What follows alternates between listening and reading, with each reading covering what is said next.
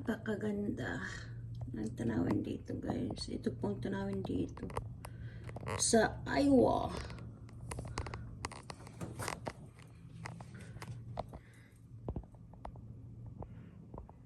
Napakaganda.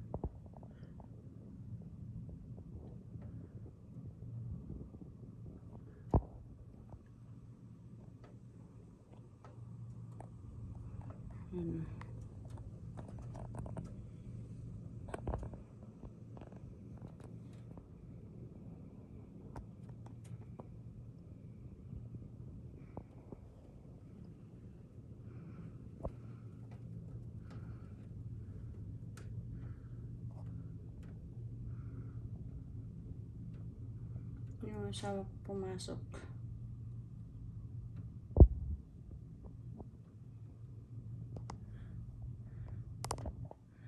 So beautiful.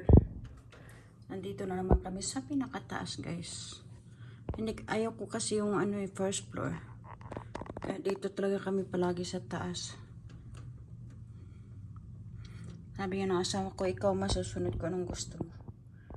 Hindi ako.